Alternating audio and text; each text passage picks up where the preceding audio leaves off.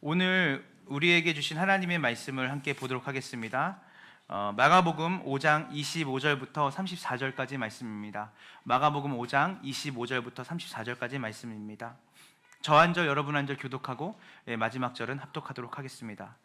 12해를 혈루증으로 앓아온 한 여자가 있어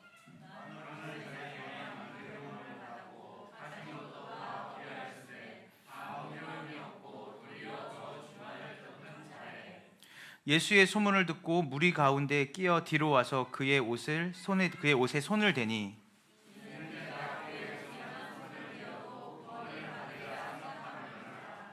이에 그의 혈루 근원이 곧 마름에 병이 나온 줄을 몸에 깨달으니라.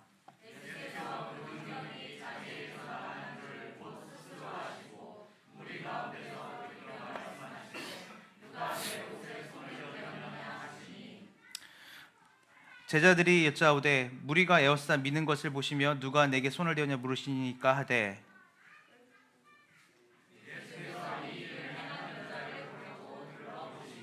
여자가 자기에게 이루어진 일을 알고 두려워하여 떨며 와서 그 앞에 엎드려 모든 사실을 여쭈니 예수께서 이르시되 딸아 내 믿음이 너를 구원하였으니 평안히 가라 내 병에서 놓여 건강할지어다. 아멘. 아멘입니다.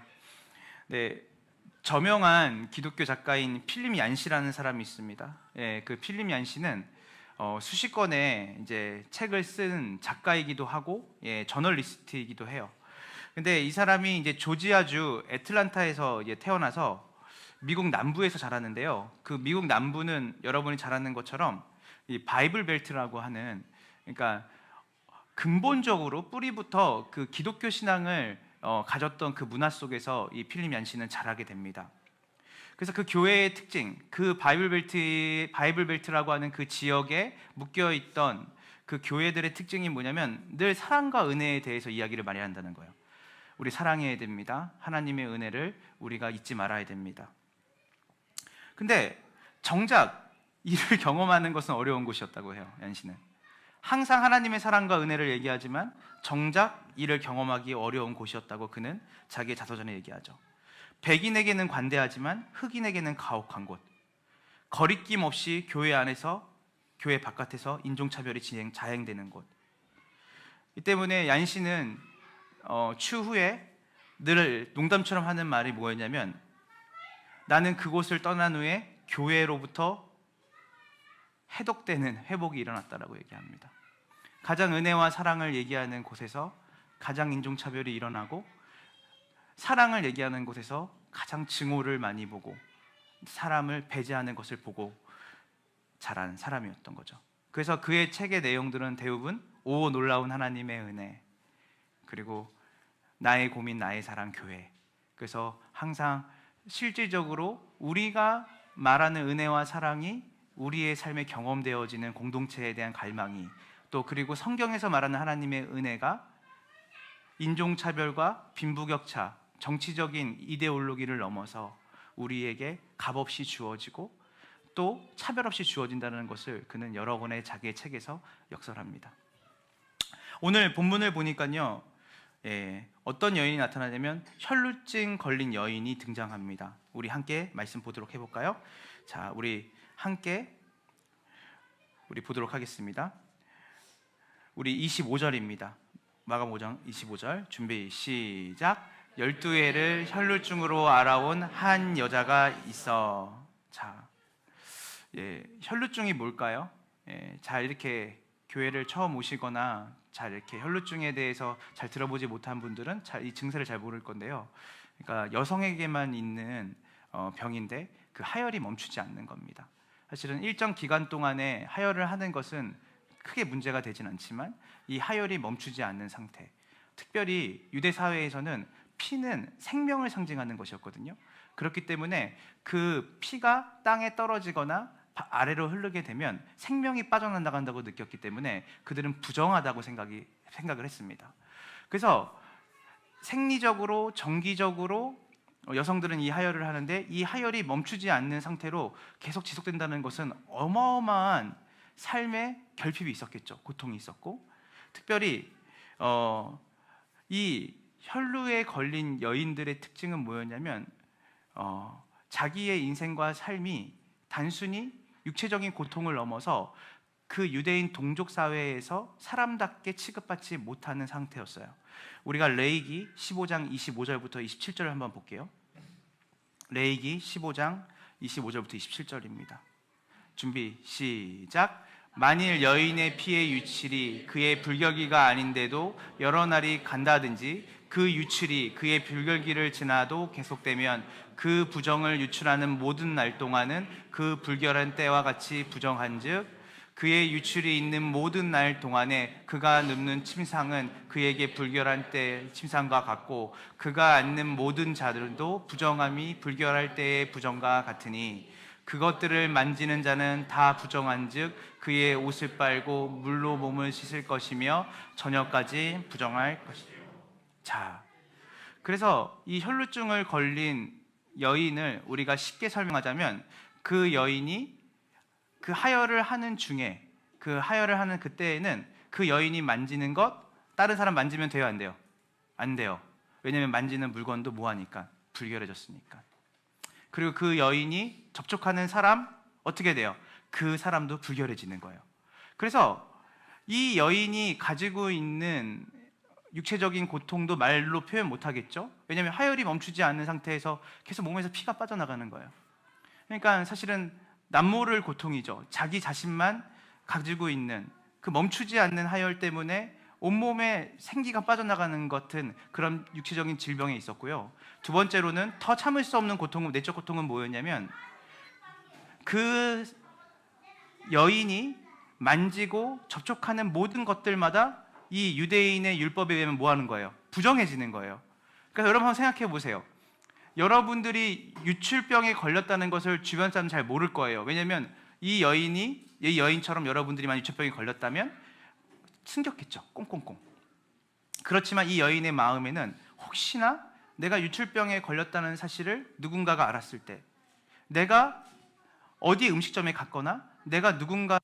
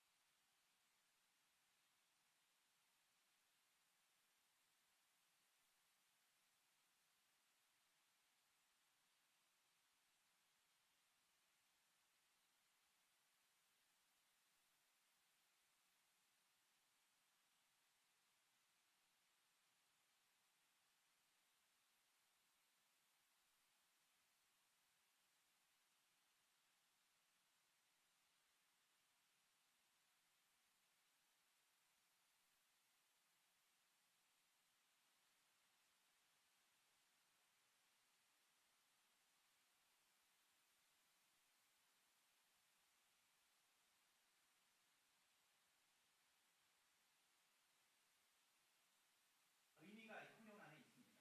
근데 시간적으로도 12회는 엄청 긴 시간이지만 어떻게 보면 완전히 혈루증으로 사로잡혔던 인생이라는 것을 우리가 볼 수 있어요. 내적으로 외적으로 그 고통이 말로 표현할 수 없는. 근데 여기서 이 12절을 또 보니까 뭐라고 나오냐면요. 여인이라고 나와요. 여자. 이 한 여자가 있다고 하는데 그 여자라고 하는 이 여자라는 뜻은 이제 귀네라고 하는 헬라어를 쓰는데요. 이 귀네는 뭐냐면 결혼한 여성을 의미합니다. 자, 이제 우리가 더 많은 추측을 할 수 있어요. 이 여인은 결혼한 사람이에요. 이 여인은 가정이 있는 사람이에요. 그런데 결혼한 상황인데 혈루증을 앓고 있다. 이건 우리 합리적 추론이에요. 그러면 누구를 만질 수 없죠? 자녀를 만질 수 없는 거예요. 누구를 만질 수 없죠? 남편을 만질 수 없는 거예요. 가족과 함께 분리가 되는 아픔. 멀리서 아이를 보거나 멀리서 자기 남편을 볼 수밖에 없는, 유출병을 자기가 걸렸다라고 하는 인식을 할 때, 또 그리고 그것을 알았을 때. 그래서 이렇게 혈루증을 걸리거나 그리고 벙어리가 되거나 눈이 소경이 됐거나 그런 장애를 가진 사람들이 유대 사회에서 이들을 호칭하는 말이 있었는데, 그게 뭐냐면 우리가 영어로는 아웃사이더, 그리고 히브리어로는 암메 하레츠라고 하는 말입니다. 이건 뭐냐면 땅의 사람들이란 뜻이에요. 그러니까 지금 뭐 말이냐면 우리 안에 절대 들어올 수 없는, 그러니까 하늘은 하나님을 상징하는 거거든요. 결코 하나님과 가까이 할 수 없는 더러운 사람이란 뜻입니다. 그게 대표적인 병이 유출병이었어요. 혈루증. 그래서 이 여인이 가지고 있었던 아까 말했던 내적인 고통과 외적인 고통, 더 큰 고통을 따지자면 내적인 고통이 더 컸겠죠. 상상도 하고 싶지 않죠. 그랬더니 이 여성이 뭘 했겠어요? 여러분, 이런 유출병, 설마 내가 유출병이겠어? 그냥 내가 이 기간에 여성으로서 당연히 정기적으로 내가 유출하는 것이겠지라고 생각했던 자신의 그 생각이 틀렸다라는 것을 자기가 느꼈을 때 그 절망, 그 고통, 아픔, 암 환자 이상이겠죠. 왜냐하면 암 환자는 병원에 가서 치료도 받을 수 있고 가족들이 돌봐주니까. 근데 이 사회에서 철저하게 배제되는, 그러니까 자연스럽게 26절이 가는 겁니다. 26절을 다 같이 볼까요? 그 아래 구절입니다. 시작. 많은 은사에게 많은 괴로움을 받았고 가진 것도 다 허비하였으되 아무 효험이 없고 도리어 더 중하였던 차에. 당연한 기결이죠. 고치고 싶지 않았겠어요? 이 유출병을 낫게 하고 싶지 않겠어요? 근데 많은 의사에게 갔는데 오히려 더 많은 괴로움을 당한 거예요. 치료가 안 되니까. 그리고 가진 것도 다 허비했대요. 그 말은 뭐예요? 자기가 가진 전부를 다 들여서라도 뭐만은 고치고 싶었던 거예요. 이 유출병만은 고치고 싶었던 거예요. 우리는 살면서 이거 하나만큼은 내 삶에서 없어진다면, 이 기억만큼은, 이 병만큼은, 내가 정말 날 고통스럽게 하는 이것만 없었더라면 나는 정말 내 전부를 내줘도 괜찮을 것 같은데, 이 여인에게는 그것이 뭐였냐면 이 유출병이었어요. 여러분, 저는 단순히 이 혈루증 걸린 여인을 그냥 여기 성경에 나오는 어떤 내러티브죠, 한 스토리와 이야기 속에 나오는 한 여인이 아니라 바로 성경은 한 사건을 통해서 인류의 모든 가지고 있는 상태를 우리에게 이야기를 하거든요. 그 괴로움, 정말 낫고 싶고 치료받고 싶지만 고칠 수 없는 내 인생에 가지고 있는 문제. 그래서 이 혈루증 걸린 여인은 정말로 역사적으로 존재했던 혈루증 여인이기도 하지만 바로 우리 인생, 바로 나의 인생을 말하기도 하죠. 아무리 수고해도 나아지지 않는 죄, 아무리 수고해도 나아지지 않는 내 상황, 아무리 수고해도 누구 하나 걸떠보지 않을 것 같은 삶. 그런데요, 27절을 한번 다 같이 볼게요. 27절 준비 시작. 예수의 소문을 듣고 무리 가운데 끼어 뒤로 와서 그의 손에 손을 대니. 자, 보세요. 27절과 26절 이 이야기 안에 우리가 찾아봐야 될 게 뭐냐면 많은 의사와 예수라고 하는 분입니다. 그러니까 많은 의사는 이 여인이 자기가 걸린 병을 치유할 수 있을 것 같은 대상들이죠. 많은 사람들, 우리의 삶에 우리가 가지고 있는 여러 가지의 어려움 가운데 이것을 치유하기 위해서, 회복하기 위해서 우리가 많은 사람들을 찾아내죠. 미디어도 보고, 또 그리고 유력한 사람도 찾기도 하고, 또 그리고 가장 가까운 가족과의 대화를 통해서도 회복하기 원하고, 때로는 병원을 가기도 하고. 그런데 고칠 수 없다는 거예요. 오늘 본문을 잘 봐야 돼요. 고칠 수가 없어요. 여러분, 진짜 절망은 뭐냐면 고칠 수 없다라는 거예요. 나아지지 않는다는 거예요. 평생을 이렇게 살아야 된다는 거예요. 자기 자신만 그 고통을 짊어지고 살아가야 되는 존재로 평생을 살아갈 수밖에 없다라고 하는 절망만큼 우리를 좌절시키는 게 어디 있겠습니까? 그런데 여러분 아시죠? 지푸라기라도 잡는 심정이라는 거 아시죠?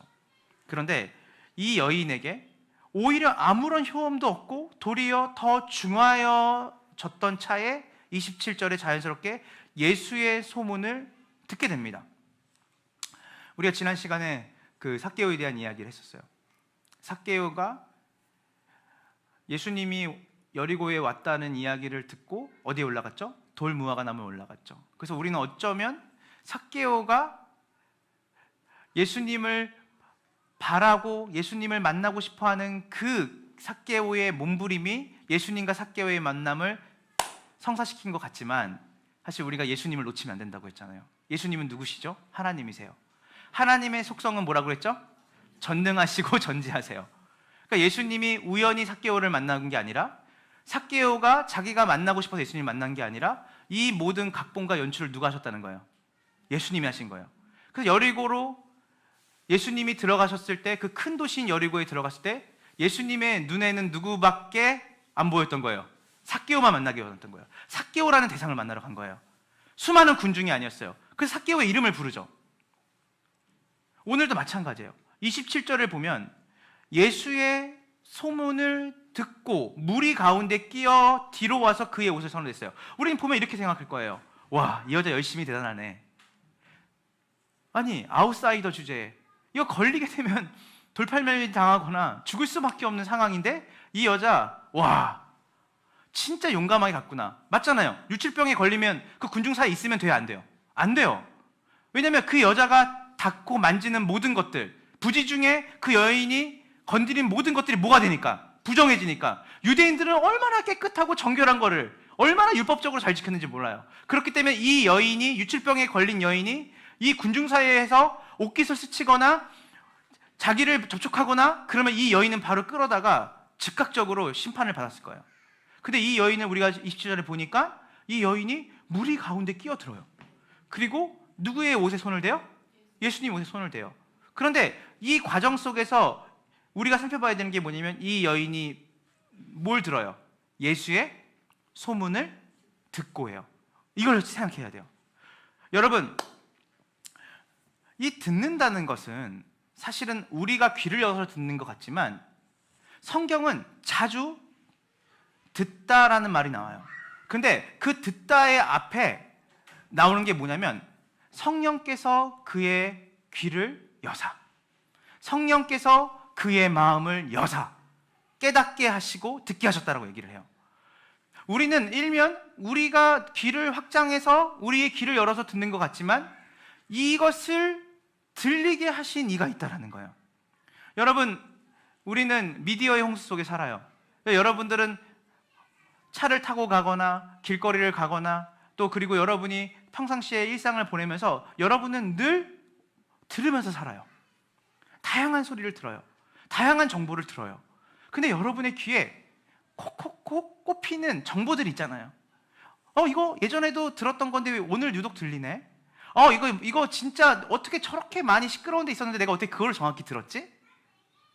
이 여인에게는요, 지푸라기라도 잡는 심정으로 많은 의사들을 찾아갔던 거예요. 그런데 어떻게 보면 도리어 더 병중이 무거워졌을 때, 어쩌면 예수님이라고 하는 그 분의 이야기를 이 여인이 들었을 때 사실은 흘려들을 수도 있잖아요.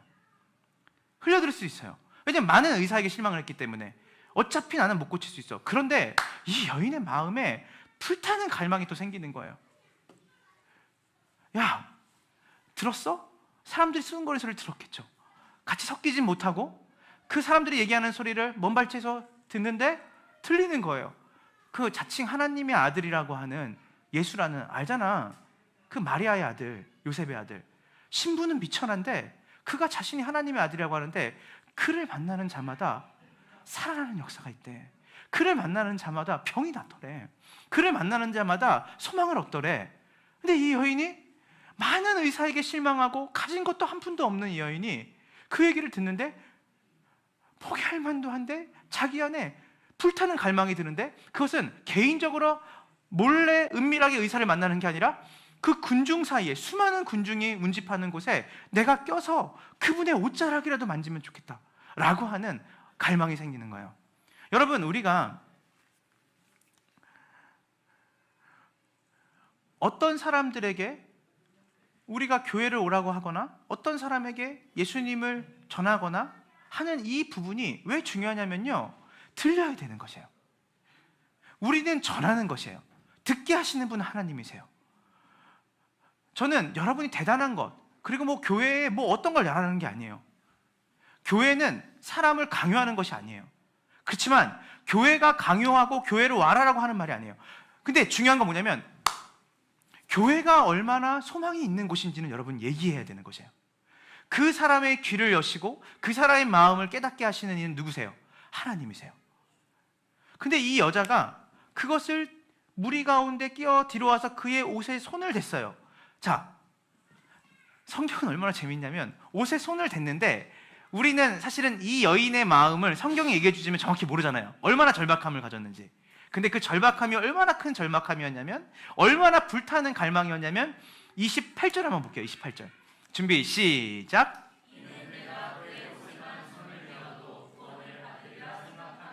자, 보세요. 엄청난 믿음 아니에요? 예, 아니 약을 져주는 것도 아니고 그 예수님이 이렇게 만지면서 기도해 준 것도 아니고 이 여인에게 이런 엄청난 믿음이 생긴 거예요. 뭐냐면, 저분 나한테 말 안 걸어도 좋으니까, 저분이 나한테 어떤 약을 먹으라고 하지도 않고 나에게 어디 강에 뛰어 들어가서 몸을 씻고 오라고 하지 않아도 뭐예요? 저분의 옷자락만이라도 만지면, 몰래 옷자락이라도 저분을 만지면, 아, 내가 나을 수 있겠다. 내가 나을 수 있겠다. 여러분, 우리는 이 믿음이 어디서 왔을까를 생각을 해봐야 돼요. 제가 말했잖아요.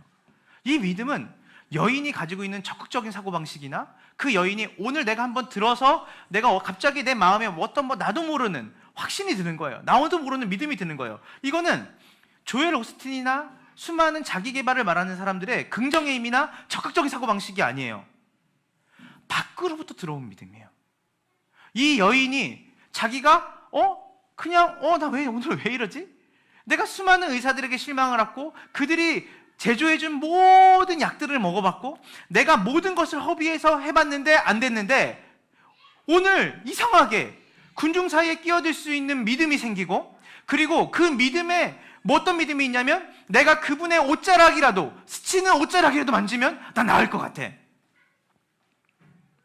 여러분, 이게 하나님의 은혜예요. 믿음은 들음에서 나요.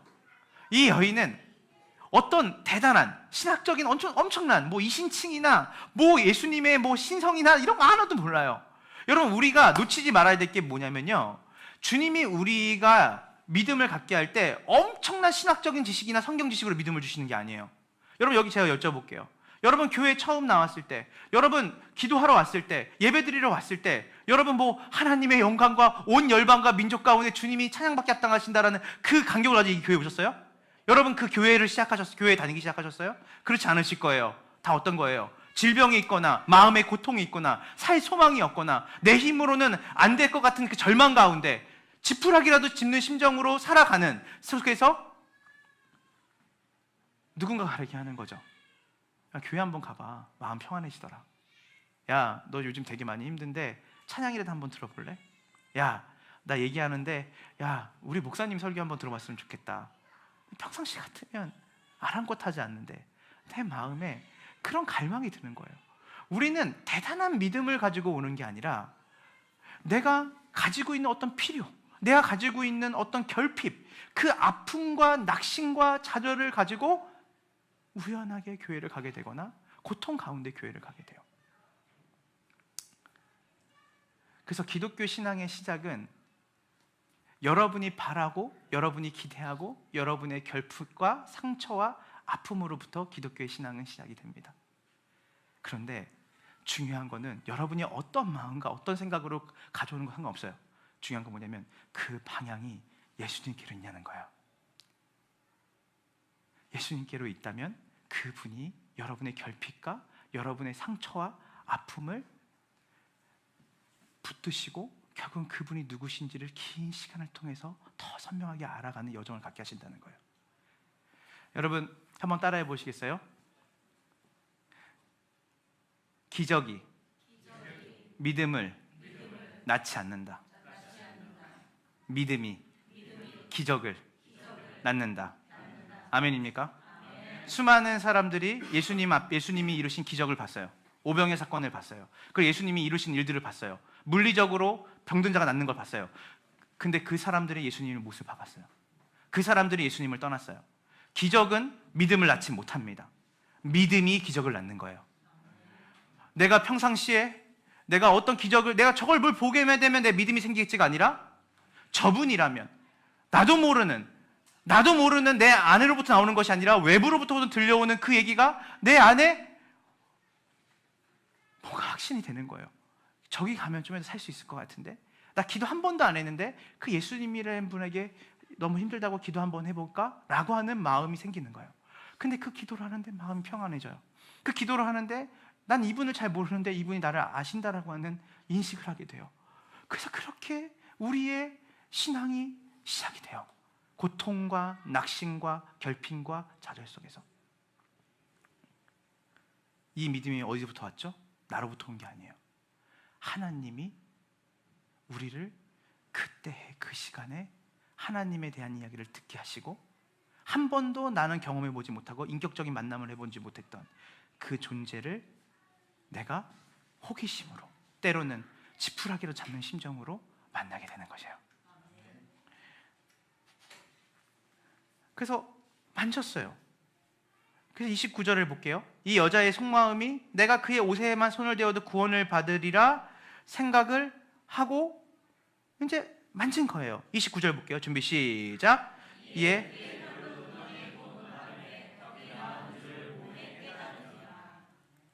믿음대로 됐어요, 안 됐어요? 믿음대로 됐어요, 안 됐어요? 저는 대단한 어떠한 하나님의 영광과 하나님의 놀라운 일과, 맞아요, 우리는 거기까지 가야 돼요.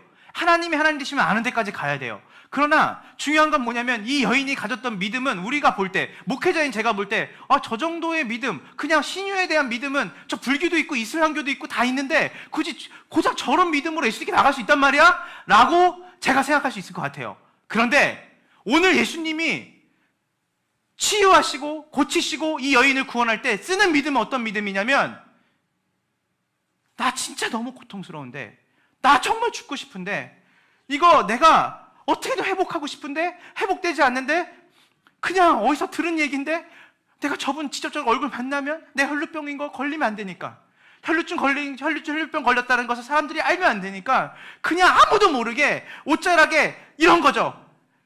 거대한 대형교회에, 면반석이 있는 그 대형교회에 그 맨 구석에 앉아가지고 그냥 내가 좀만이라도 1분만이라도 기도하고 가면 그분이 1분에 아무도 모르게, 경비도 모르고 아무도 모르고 그 사찰지사님도 모르게 내가 기도하고 가면, 아니면 새벽기도 때 조용히 나와서 내가 기도하고 가면 내 마음에 회복이 있겠다라고 하는, 어떻게 보면 너무나 보잘것없는 믿음, 어떻게 보면 너무나 인간적인 믿음. 그런데 예수님이 이 믿음을 들어 쓰시는 거야.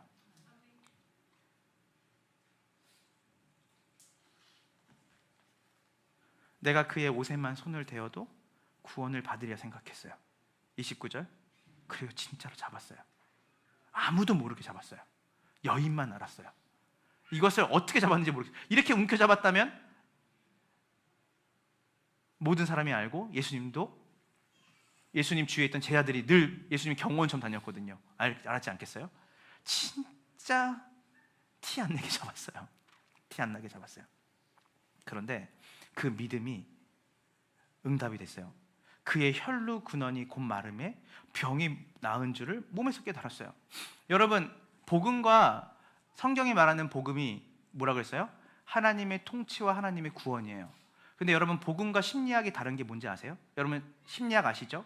사람의 마음 가운데 위로와 또 사람들 마음에 가지고 있는 트라우마를 치유해주는 상당 기법이잖아요. 심리학은 마음을 치료하는 거예요. 근데 여러분, 심리학과 복음의 근본적인 차이는 뭐냐면요, 심리학은 우리 자신에게 의지를 갖고 힘을 가지라고 해요, 계속. 그리고 여러분의 그 트라우마를 생각하지 말라고 해요. 그것을 쉽게 말해서 생각하지 말고 그것을 저 쓰레기 더미에 치워라 놓으라 그래요. 좋은 것만 생각하라고 해요. 때로는 더 적극적인 사고방식과 의지를 가져서 지금 가지고 있는 이 트라우마를 이기라고 말해요. 근데 그 심리치료를 받으면 잠깐은 힘을 얻어요. 근데 그 심리치료를 멈추게 되면 계속해서 뭐가 나오냐면, 그 증상들이 여기는 감춰지는데 또 다른 곳에 또 증상이 튀어나오는 거예요. 성경이 말하는 복음은요, 인본주의가 아니에요. 여러분에게 힘을 주라고 말하지 않아요. 너는 그거 못 고친다 얘야. 너는 그것을 회복할 수 없다. 너의 트라우마, 상처, 너의 아픔, 너는 치유할 수 없다. 내가 그것을 치유하러 왔다.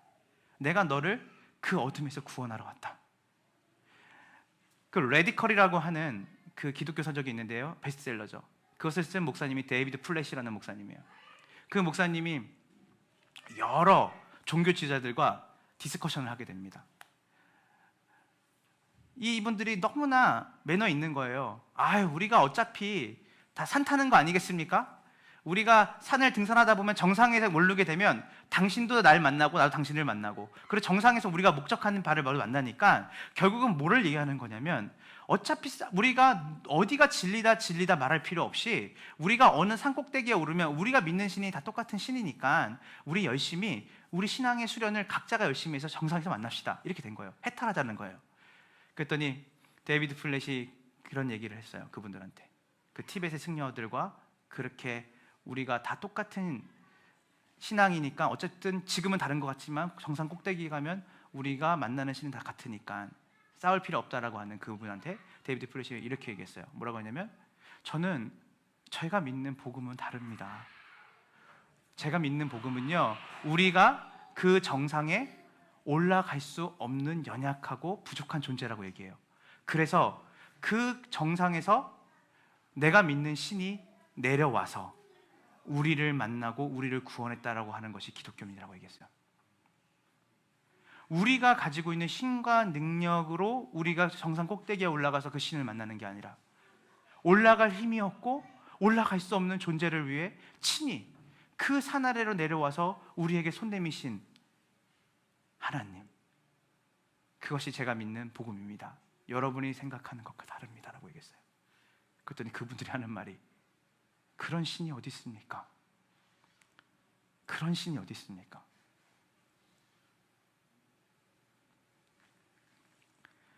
그래서 복음은 뭐냐면, 내가 뭔가를 어떻게 하라는 게 아니라 하나님이 행하실 일을 기대하라는 거예요.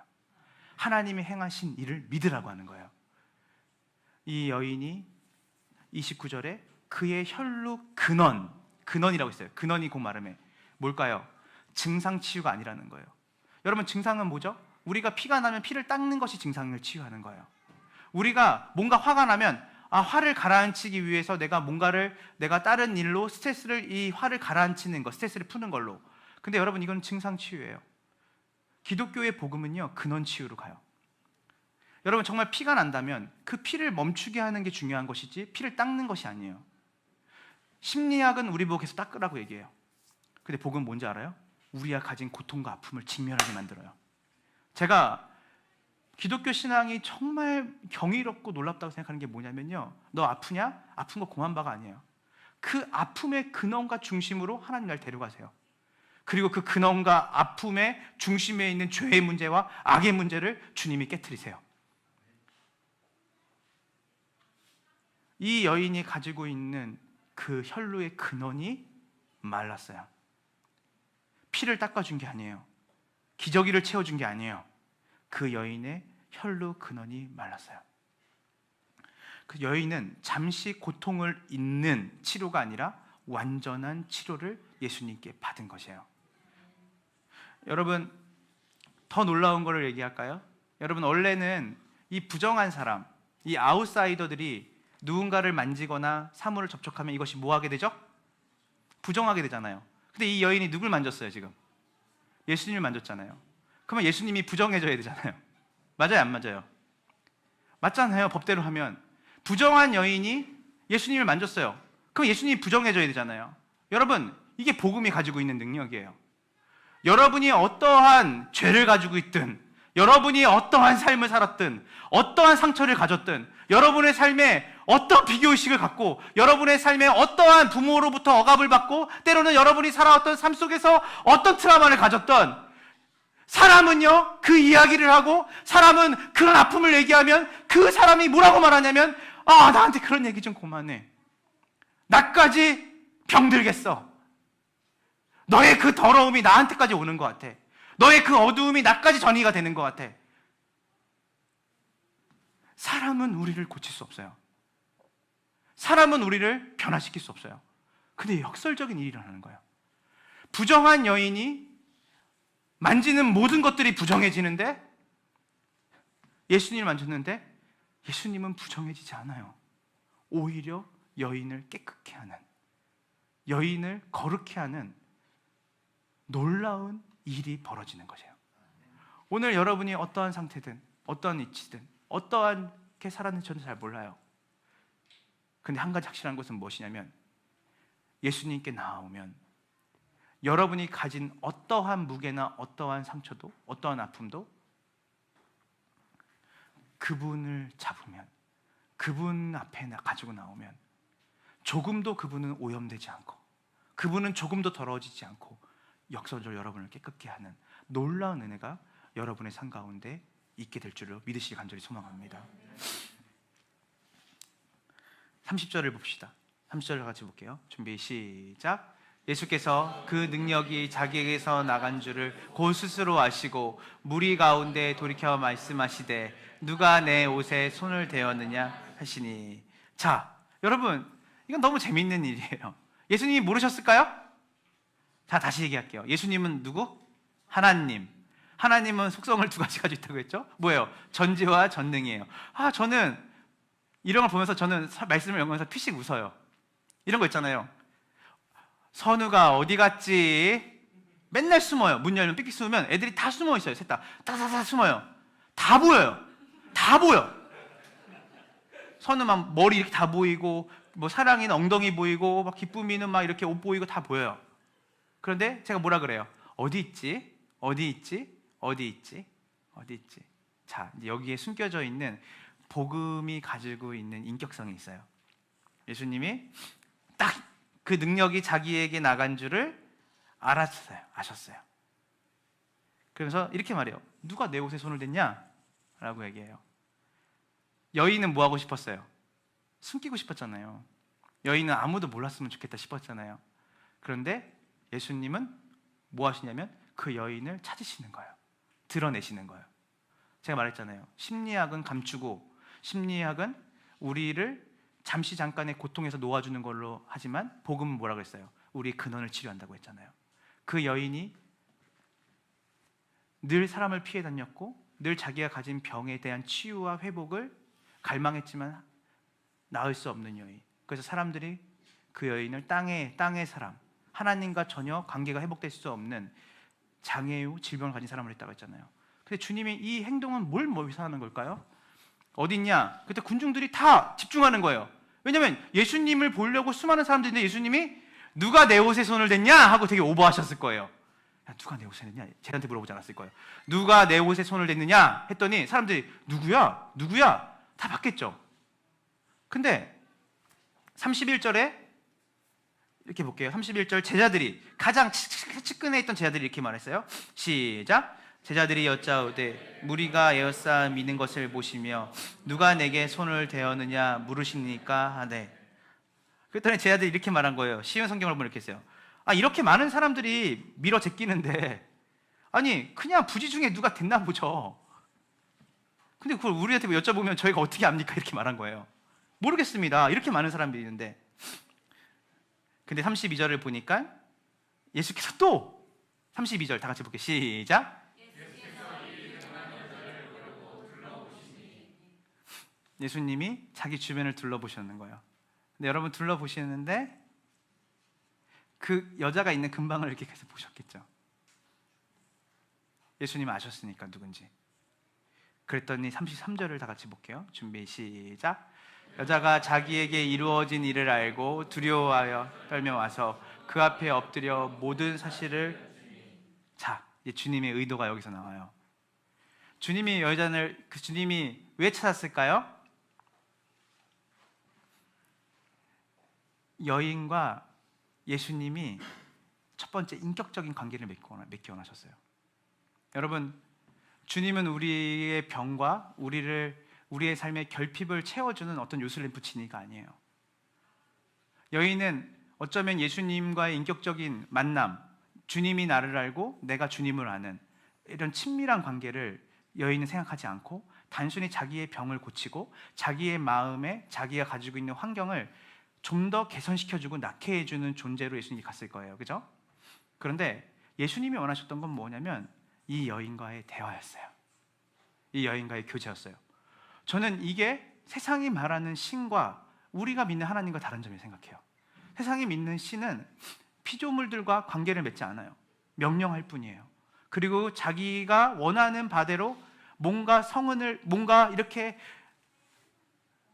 헌상을 하거나 거기에 대해서 어떤 열심을 하고 자기가 생각하는 바에 합족한 일을 할 때 상을 내리는 신. 그 사람이 가난하거나 그런 거 상관없어요. 자기를 얼마나 만족시켜주느냐에 그 신은 심판과 상을 내리기도 하죠. 그러니까 대부분의 그 신들은 다 그런 신들이에요. 그런데 우리가 믿고 있는 복음으로서의 하나님은 달라요. 하나님은 우리를 인격적인 관계를 맺기 원하세요. 여러분이 기도를 잘 생각해 보셔야 돼요. 기도의 핵심은 뭐냐면 소원 성취가 아닙니다. 내가 올리는 소원을 하나님이 성취해 주는 것이 기도로 생각하면 안 돼요. 기도의 가장 본질적인 핵심은 뭐냐면 온 천지와 모든 만물을 만드신 그 하나님이 나를 알고 그리고 그분이 나와 어떤 관계? 자녀의 관계로 살아가기 원하신다는 것을 아는 거예요. 그래서 기도는 뭐냐면 관계예요. 기도는 나만 마다당 얘기 끝나는 게 아니라 하나님이 나의 그 삶을 감찰하시고 나와 인격적인 만남이라는 건 뭐냐면 그분의 마음과 그분의 생각과 그분이 어떤 관점으로 나를 지켜보시고 나를 바라보고 계시는지를 그분과의 대화를 통해서 힘을 얻고 그분이 나를 보호하시고 인도하신다는 것을 그 인격적인 관계 안에서 깨달아지는 거예요. 자, 여러분, 이 여인이 뭐라고 했죠? 33절에 자기에게 이루어진 일을 알고 두려워했어요. 왜냐하면 무서웠어요. 혹시나 유출병 걸린 자기가 예수님의 손, 그 랍비의 손, 그 당시 사람들이 존경하는 그 선생님의 옷에 손을 떼는 사실을 알게 되면 어떻게 돼요? 죽게 되니까. 두려웠는데 예수님이 2번씩이나 찾으니까 그리고 자기에게 시선을 떼지 않아서 어디 있나 마치 이런 거죠. 제가 집에 딱 들어갔을 때 선우하고 눈이 마주치는데 선우가 안 들어와요. 안 나와요. 선우 어디 있나 했는데 이렇게 마주쳤어요, 둘이. 근데 안 나와요. 이렇게 해요.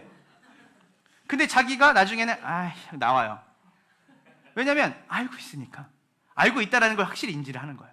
근데 이 여인이 나와서 떨고 두려워하며 뭐예요? 와서 그 앞에 모든 사실을 여쭈니. 저는 여기서 묵상하다가 눈물이 왈칵 났어요. 모든 사실을 여쭸어요. 이 모든이라는 게 어마어마한 거예요. 뭐냐면 일부만 얘기한 게 아니에요.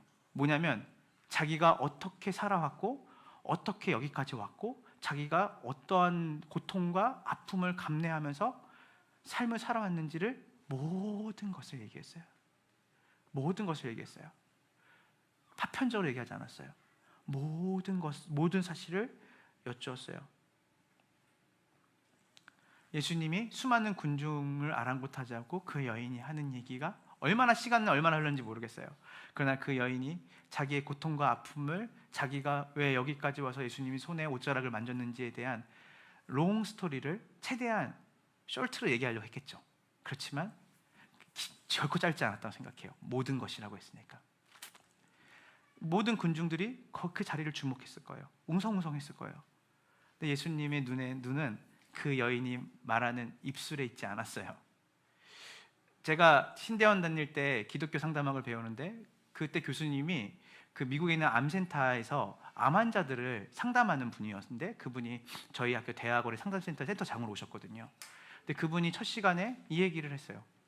여러분 경청이 뭔지 아십니까? 제가 이거를 진짜 많이 하거든요. 설교할 때 얘기하는데 너무 감명 있게 들었어요.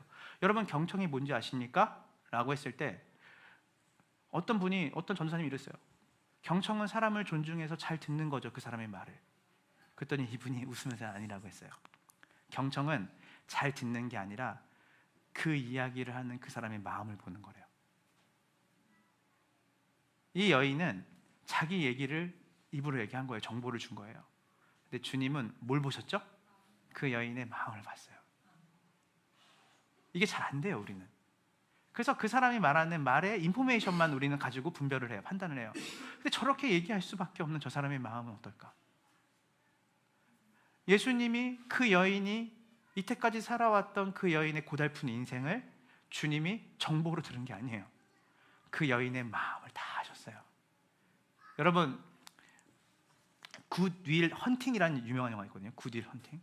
거기서 이제 그 선생님과 자기의 재능이 있지만 그 재능을 가정폭력 때문에 다 묻혀두고 살아가는, 그 어떻게 보면 되게 불량한 학생과의 그런 어떤 명장면이 있거든요, 대화에. 근데 그 청년이 계속 회피를 해요. 그러니까 자기가 가지고 있는 그 상처와 아픔을 계속 회피하거든요. 그때 선생님이 얘기하라 그래요. 너 얘기해라. 말해봐 하는데 나중에 이 학생이 울면서 선생님을 막 때리면서 얘기를 해요. 막 이렇게 울면서 막. 근데 선생님이 이렇게 말하죠. 그건 네 잘못이 아니다. 아버지가 알코올 중독자고 아버지가 널 때리는 게 왜 네 잘못이니? 저는 예수님이 너무 좋은 건요, 어떤 눈먼 사람이 예수님 앞을 지나가고 있었어요. 그랬더니 제자들이 예수님께 물어요. 저 사람이 장님이 된 게 저 사람의 잘못입니까? 부모의 잘못입니까? 그래서 예수님은 누구의 죄라고 얘기하는 것으로 말하지 않아요. 왜냐하면 뭐라고 말하냐면, 우리 이렇게 말하기 좋잖아요. 저 사람이 필시 저렇게 된 것은 저 사람의 과오나 저 사람의 부모의 과오나 저 사람을 둘러싸고 있는 어떠한 사람과의 잘못된 관계 안에서 저 사람이 저렇게 된 걸 거야. 죄를 졌다는 거죠. 근데 우리는 이렇게 생각하죠. 뭐 때문에 저렇게 된 걸 거야. 예수님은 뭐라고 하는지 아세요? 아니, 하나님의 영광을 드러내기 위해서 하나님께서 저에게 저걸 주신 거야. 예수님은 앞을 얘기하세요. 뒤를 얘기하지 않아요. 저걸 통해서 하나님이 이루실 소망과 기대를 얘기하세요. 저걸 통해서 하나님 영광 받으실 거야. 저걸 통해서 하나님이 저 사람의 인생을 존귀하게 하실 거야.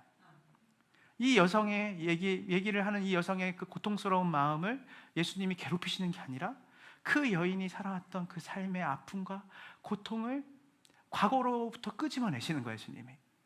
그리고 뭐라고 말씀하시죠? 34절 다 같이 볼게요. 준비 시작. 예수께서 이르시되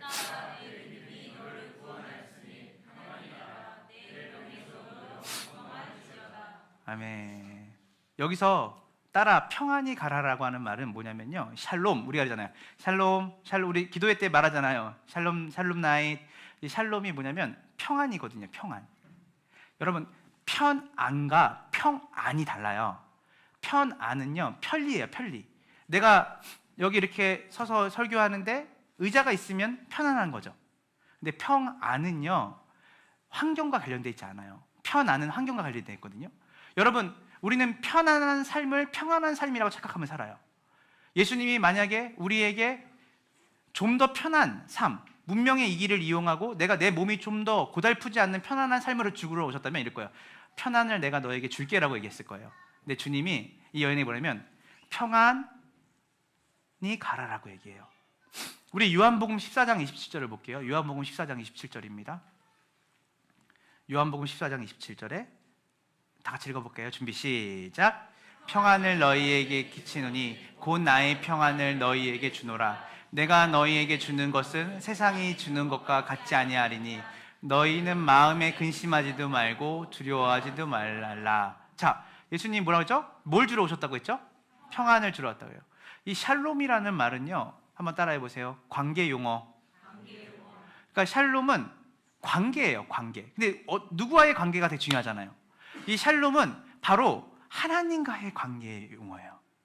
그러니까 우리가 음악을 듣고 내가 뭔가 릴렉스해서 평안을 온다라고 성경이 얘기하지 않아요.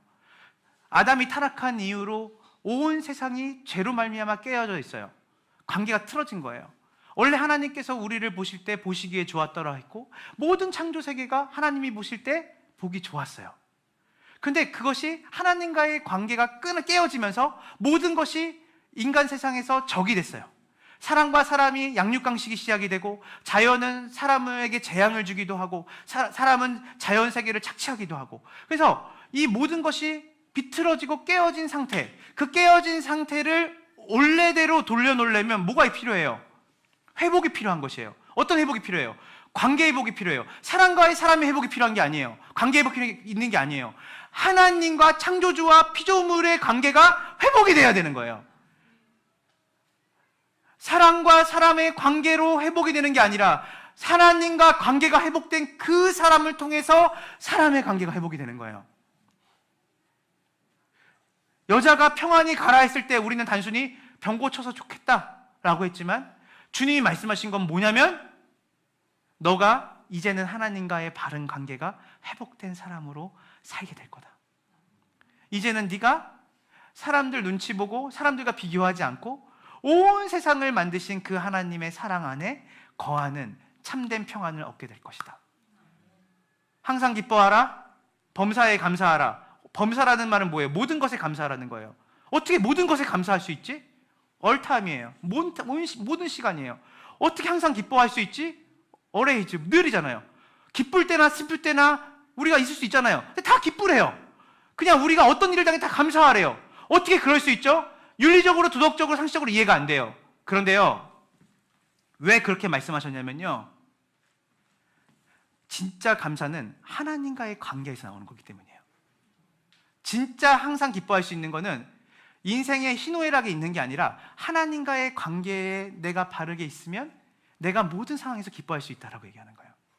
이 여인의 회복은 단순히 육체의 질병의 회복이 아니라 근원, 그 여인이 가지고 있었던 마음 깊숙이 가지고 있던 어둠, 그리고 자기의 삶 가운데 하나님과의 관계가 깨어졌기 때문에 나에게 이런 질병이 오지 않았을까라고 하는 하나님에 대한 원망과 세상에 대한 좌절, 그리고 궁극적으로 이 여인의 이 이야기는 단순히 이 여인의 이야기로 끝나는 것이 아니라 날 때부터 죄인이었고 날 때부터 참된 만족과 평안을 누릴 수 없는, 죄로 말미암아 죽을 수밖에 없는 우리에게 찾아오신 예수님의 구원을 담고 있는 놀라운 이야기입니다. 말씀을 이제 마무리하려고 합니다. 여러분, 우리가 지금 이제 마가복음으로 이 말씀을 봤잖아요. 근데 사실은 이 내용은요, 똑같이 다른 공간복음이 똑같이 나오거든요.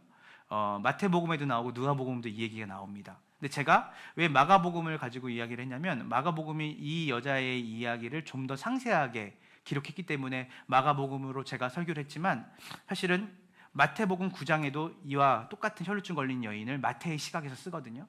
근데 마태복음 9장을 보면요, 우리가 이 이야기뿐만이 아니라 이 이야기 사이에 껴있는 이야기들이 있거든요. 여러 이야기들이.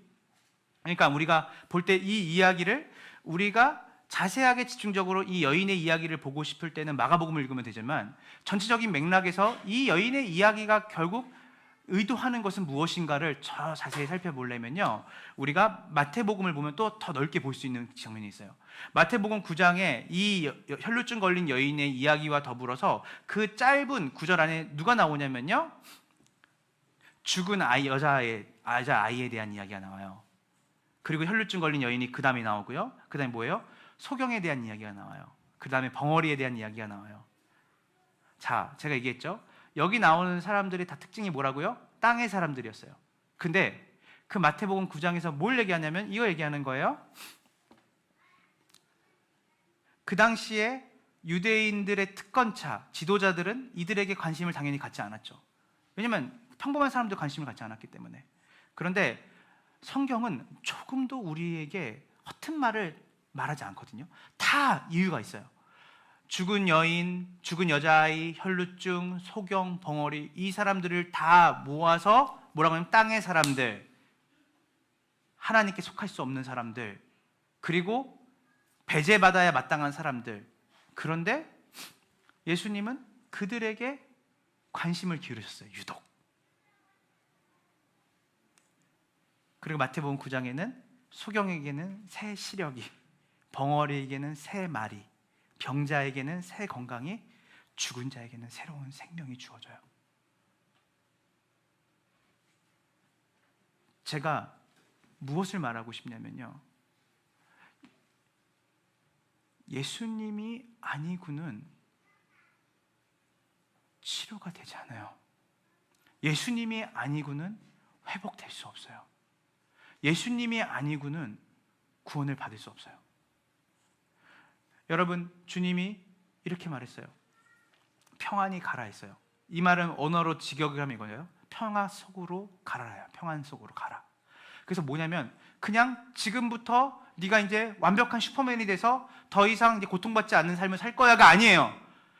여러분, 예수님 믿고 고통이 없는 사람이 어디 있어요? 계속 고통이 있어요. 예수님 믿고서도 계속해서 우리의 삶 가운데 뭐가 있어요? 우리를 흔드는 것들이 있어요. 여기서 평안 속으로 가라는 의미는 무엇이냐면요, 예전에는 진짜 진리, 진짜 평안, 진짜 만족을 모르고 살았는데요, 얀 씨는 이렇게 얘기해요. 이 여인의 이 이야기를, 아까 제가 설명했던 저명한 기독교 그 작가는 이 부분만 가지고 이렇게 얘기를 해요. 나는 이렇게 예수님을 만나 이렇게 치유되었다. 그런데 치유가 끝났다는 의미는 아닐 거예요. 치유가 시작되었고 과정 중이고 결국 나는 치료가 될 거라는 것을 나는 알고 있습니다. 그러니 상대적으로 위축되지 마세요. 당신이 예수님을 만났다면, 당신이 복음을 들었고 예수님에 대한 믿음이 생겼다면 당신은 치유가 되는 과정에 있는 사람입니다. 저는 단번에 우리를 바꾸시는 하나님이 아니라 시간 속에서 우리를 다루시고, 그렇지만 결국은 우리를 이 이야기 속에 있는 여인의 근원을 이미 회복시키신 예수님께서 여러분의 삶을 이미 치료의 시작으로 끌고 들어오셨고 그 과정으로 가시고 궁극적으로 여러분을 온전하게 회복하시는 그 날이 여러분에게 올 거라고 믿습니다. 저도 그렇게 살 줄로 믿습니다. 주님이 말합니다. 딸아, 평안히 가라. 목양실에 있는데 전에는 발견되지 않았던, 제가 이거 본문을 몇십 번, 100번 정도 읽었던 것 같아요. 그러니까 제가 설교를 여기서 처음 하는 건 아니거든요. 몇 번 하는데 오늘 유독 발견되는 그 단어가 뭐냐면 딸이라는 말이었어요. 딸. 예수님이 이 여인과 무슨 관계가 있다고 딸이라고 얘기해요. 그죠? 딸아. 내가 계속 묵상하다가 느꼈던 게 뭐냐면 딸아, 아들아, 딸아, 아들아. 관계를 상징하는 그 여러 가지의 우리의 관계 용어들이 있잖아요. 근데 사실은 부모와 자녀와의 관계만큼 가장 인격적으로 깊은 관계가 있을까라고 생각했어요. 물론 남편과의 관계도 되게 중요하지만 그 자녀와의 관계 속에서 예수님이 그 깊은 관계의 최극치죠. 엄마와 자녀와의 관계, 아빠와 자녀와의 관계, 자식과의 관계. 여러분, 부모가 자녀를 포기하지 않거든요. 부모가 절대 자녀의 지향점, 그 자녀가 정말 인간답게 잘 살아가고 자녀가 정말 사랑받는 사람으로 살아가고 그 자녀가 기쁨으로 살아가는 것을 어느 부모가 포기하겠어요? 정상적인 부모라면. 딸아, 평안 속으로 가라. 딸아, 두려워하지 말아라. 여전히 네 앞에 산적한 문제가 있을 수 있어. 그런데 너 기억해. 너가 내 자녀다. 내 딸이다. 내가 세상 끝날까지 너를 평안 속에 머무르게 내가 너를 도울 거야. 어마어마한 약속이 들어가요. 어마어마한 인격성. 오늘 주님이 혈루증 걸린 12년 동안 나을 수 없다고 생각하고 고통 가운데 있는 여러분의 여러 가지 문제와 이슈들, 더불어 근본적으로 죄의 문제, 주님이 다 아세요. 그 주님이 오늘 이 아침에 여러분 앞을 지나가실 거예요. 여러분에게 주님이 믿음을 주시기 원해요. 내가 오늘 예배 때 이 말씀을 통해 듣는 이 말씀에서 만난 그 열린이 만난 예수님, 내 안에 계신 예수님, 내가 옷자락이라도 만지면 나는 다시 치유와 회복으로 갈 수 있고, 그리고 그 회복으로 말미암아 나는 평안 가운데 살 수 있어. 많은 의사들이 아니에요. 오직 예수님이에요. 그 예수님을 만나고 그 예수님을 경험하고 그 예수님이 다스리시고 통치하시고 인도하시는 온 천지와 만물을 만드신 그 하나님의 그 인도 속에서, 그분과의 관계 속에서 편안이 아니라 참된 평안을 누리는 복된 삶이 되기를 간절히 구하며 우리가 함께 찬양하고 기도하며 나아갑시다. 네. 사실 지금 이제 부르는 이 찬송은요, 여러분들이 잘 모르시는 찬송일 거예요. CCM일 거예요. 사실 정재익 간사님이랑 저랑 한 8년 전에 혹시 그 찬양 알아? 네 했더니 저 그 찬양 알아요. 너무 좋아한다는 거예요. 그래서 나 요즘 그 찬양 듣는데 너 맨날 울어 들으면서. 왜냐면 제가 2013년도에 어떤 전도 여행이 있었거든요. 교회에서 하는 대형 교회 하는 전도 여행이 있었는데 그 지역에 전도를 하고 그 교회에서 저한테 수요예배 설교를 맡긴 거예요. 근데 어떤 설교를 해야 될까? 복음 설교를, 전도 설교를. 근데 그때 이 본문을 가지고 제가 설교를 준비하는데 너무 이 본문과 관련돼서 이 기도곡을 뭐 하면 좋을까? 그때 생각했던 것 같아요. 근데 막 찾다가 되게 올드한 곡을 하나 찾았어요. 근데 그 곡이 옷자락에서 전해지는 사랑이라는 곡이었는데 바로 이 본문을 그대로 옮겨놓은 곡이에요. 근데 이 곡을 들으면서 제가 얼마나 많이 울었는지 몰라요. 그러니까 오만 가지 생각, 내 과거에 있었던 예수님 만났던 생각, 내가 그분 옷자락이라도 만지면 나 살 수 있을 것 같은 내 인생. 누가 내 옷자락을 만졌냐라고 할 때 그냥 나는 인격적인 관계 말고 정말 내가 원했던 거는 그냥 아무 말 하지 말고 나를 치료해주고 나를 회복시켜줬으면 좋겠는데 그분은 굳이 나를 그 어둠에서 불러내서 네 잘못 아니다, 너 회복될 수 있다, 그리고 사람들 앞에서 위축되지 말아라, 넌 이제부터 새로운 삶을 살게 될 거다. 그 인격적인 관계로 나를 부르셨던 예수님이 생각나서 그렇게 많이 울었어요. 그래서 오늘도 어저께도 교회 청소하면서 제 간사님한테 내일 기도곡 뭘 하면 좋을까 했는데 제 간사님이 번뜩 드는 찬양이 이거라는 거예요. 그래서 우리 예전에 얘기했던 그 곡. 그래서 오늘 이 곡을 다는 모르시겠지만 우리 같이 함께 이 찬양 듣고 또 같이 함께 한번 들으시고 그리고 한번 부르고 우리 함께 기도하고 마쳤으면 좋겠습니다. 우리 첫 번째로 한번 좀 들어보겠습니다.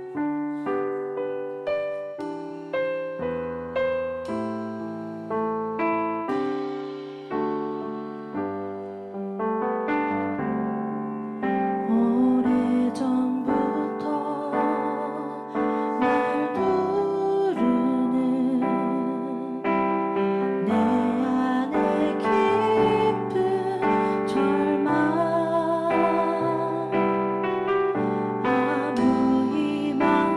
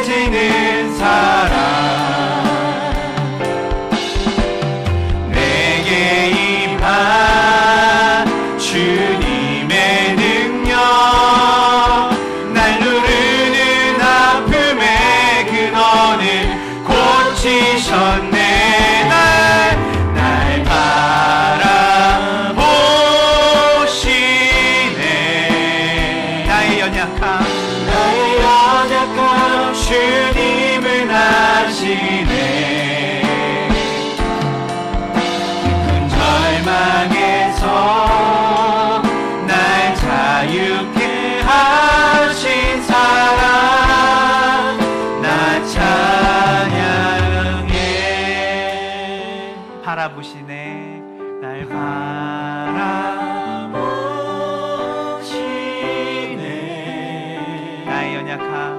나의 연약함 주님은 아시네. 깊은 절망에서 날 자유케 하신 사랑 나 찬양해. 우리 눈을 감고 날 바라보시네. 날 바라보시네. 오늘 이 시간에 나의 연약함 주님은 아시네. 깊은 절망에서 날 자유케 하신 사랑 나 찬양해. 오늘 이 시간 다 같이 눈을 감고 우리 함께 기도하며 나갈 텐데요. 이렇게 기도했으면 좋겠습니다. 주님, 제가 혈루증 걸린 사람입니다. 오랫동안 하나님 아픔과 고통과 트라우마, 때로는 아직도 치유되지 않은 것 같은 내 삶, 불쑥불쑥 지금 가진 행복도 떠나가진 않을까라고 하는 그 두려움, 하나님 오늘 이 시간에 다시 깨달았습니다. 많은 의사가 아니라, 많은 사람이 아니라, 내가 가진 그 어떤 게 아니라 예수님께 나와야 된다는 것을 알았습니다. 오늘 하나님 사람을 의지했던 거 용서하시고, 하나님 내가 가진 그 어떤 것으로 나의 마음과 삶을 회복하기 원했던 것을 내려놓습니다. 오늘 주님 저의 연약함 아시죠? 주님 제가 강한 사람이 아닙니다. 하나님 제가 부족한 사람인 걸 압니다.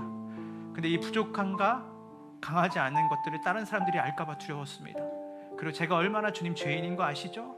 근데 이것을 다른 사람들이 알까봐 두려웠습니다. 오늘 이 예배 시간에 나의 모든 연약함 아시고 나의 모든 아픔 아시는 단 하나의 나의 회복과 구원을 주시는 예수님께 오늘 이 시간 뚜벅뚜벅 걸어나가기 원합니다. 당신의 옷자락을 만지는 오늘 이 예배 시간이 되기 원합니다. 오늘 이 시간 주님 앞에 나아가 우리의 가진 아픔과 고통과 회복할 수 없을 것 같은 내 삶의 문제들 오늘 하나님께 내어놓고, 하나님 오늘 당신의 옷자락이라도 만지면 제가 살 수 있을 것 같습니다. 오늘 주님 나를 바라보시고 나를 안아주시고 따라 평안 속에 걸어가라고 주님 말씀하시는 오늘 이 기도 시간 되게 해달라고 우리 이 시간 다 같이 함께 주님 앞에 여러분의 실존을 내어놓고 여러분 연약함을 내어놓고 주님 앞에 나아가 주님의 은혜를 구하는 이 시간이 되기를 간절히 기도하며 우리 기도하며 나아갑시다. 주님, 오늘 하나님 이 시간 그렇습니다. 하나님 오늘 이 시간 하나님 다른 사람은 알지 못하고 다른 사람은 이해할 수 없는 것도 우리 안에 있습니다. 오늘 이 시간 주님 우리의 마음 가운데 하나님 많은 의사를 찾아가고 많은 것들을 해봤지만 다른 사람은 알지 못하는 나와 하나님과의 관계 안에서 그 고통과 아픔과 그 두려움과 연약함이 우리 가운데 있습니다. 하나님 실제로 이 질병이 있는 자들이 있을 수 있습니다. 진짜로 육체적인 병이 있는 사람이 있을 수 있습니다. 하나님 그 마음 안에 하나님 여전히 어두움과 두려움과 낙심 가운데 살고 있는 죄의 문제에 하나님 시달리는 사람들, 하나님 소망과 희망을 보지 못하고 하나님 여전히 내 안에 있는 나를 둘러싸고 있는 하나님 사람들의 손가락, 사람들의 그런 어떠한 하나님 비교심, 오늘 이 시간에 누가 내 옷자락에 내 손에 내 몸에 손을 내었느냐고 물으시는 주님 앞에 주님 제가 손을 냈습니다. 주님 오늘 이 예배 가운데 내가 마음이 좋아서 내가 대단한 것을 가지고 나오지 않았습니다. 하나님 오늘 이 밤 하나님 오늘 이 예배 때 예수님 만나는 예수님 안에 평안 속에 걸어가는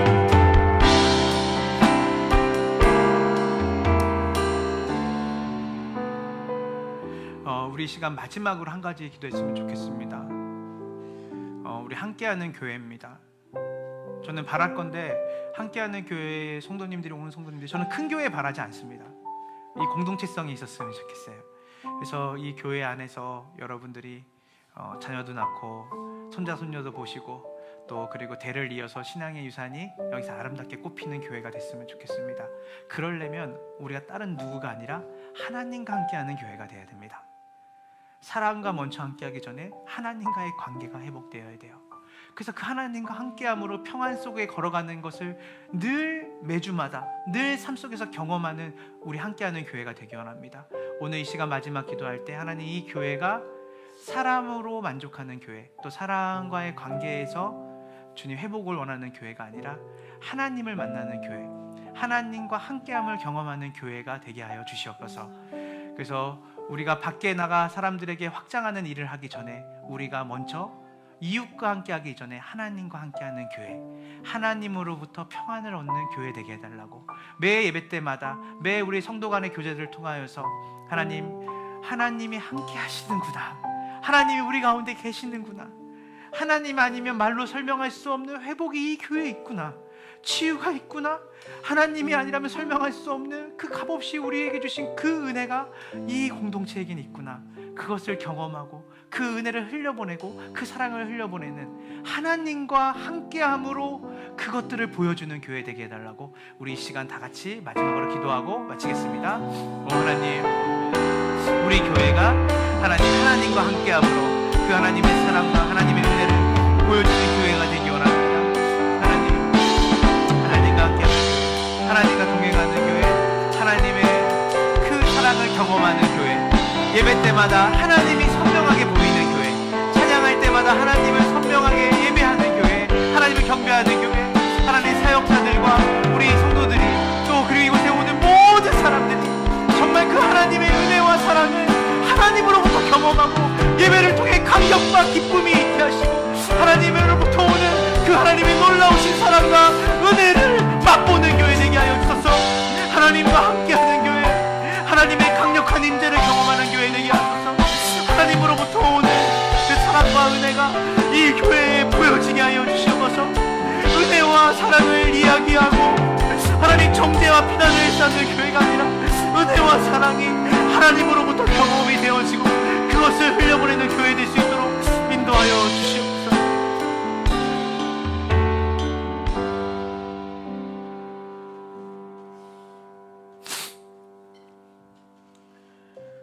누가 내 옷자락에 손을 대었느냐? 제 아들이 대답했습니다. 이렇게 많은 사람들이 밀어대는 것을 보시면서 누가 손을 대었느냐고 물으십니까? 그러나 예수께서 누가 옷을 만졌는지 알아보려고 둘러보셨습니다. 그러자 자기에게 일어난 일을 알고 있는 이 여인이 와서 예수 앞에 엎드려 두려워 떨면서 모든 사실을 말했습니다. 예수께서 여인에게 말씀하셨습니다. 딸아, 네 믿음이 너를 구원했다. 이제 안심하고 가거라. 그리고 병에서 해방돼 건강하여라. 지금은 우리 구주 예수 그리스도의 은혜와 아버지 하나님의 크신 사랑과 성령 하나님의 교통하심이